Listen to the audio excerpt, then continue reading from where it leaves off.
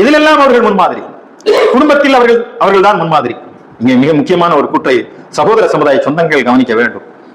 அவரிடம் நாம் சொல்ல வேண்டும், ஆன்மீகத்தில் உச்சநிலை அடைந்தவர்கள் எப்படி இருப்பார்கள் என்று சொன்னால் அவர்கள் துறவரம் மேற்கொள்ளக்கூடியவர்களா இருப்பார்கள். அப்படி இருந்தால் முற்றும் பிறந்த முனிவர் தான் உச்ச ஆன்மீக நிலையை அடைந்தவர்.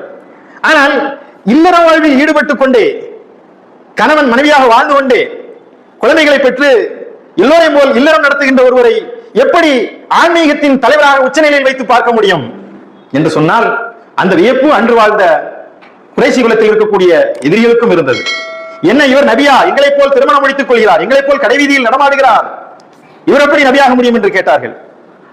ஆனால் பெருமானார் நபிகள் நாயகம் ஸல்லல்லாஹு அலைஹி வஸல்லம் அவர்களை இல்லற வாழ்வில் ஈடுபடுவதற்கு இறைவன் பணித்திருக்கிறார் என்று சொன்னால் இல்லற வாழ்விற்கும் அவர்கள்தான் முன்மாதிரி என்பதனால் அவர்கள் நபி அவர்கள் துறவற வாழ்க்கையை மேற்கொள்ளக்கூடிய ஒரு சூழலை இறைவன் ஏற்படுத்தவில்லை. எனவேதான் அவர்கள் திருமணம் முடித்தார்கள், அவர்களுக்கு மனைவிமார்கள் இருந்தார்கள், அவர்களுக்கு குழந்தைகள் பேர குழந்தைகள் இருந்தன, அவர்களுக்கு சம்பந்திகள் இருந்தார்கள். அவர்களுடைய வாழ்வு முழுவதுமாக எப்படி ஒரு இல்லறத்தில் இருந்து அவர்கள் முன்மாதிரியாக இருக்க வேண்டும் என்பதற்கு பெருமானார் ஸல்லல்லாஹு அலைஹி வஸல்லம் அவர்கள் குடும்பத்தில் எப்படி ஒரு முன்மாதிரி.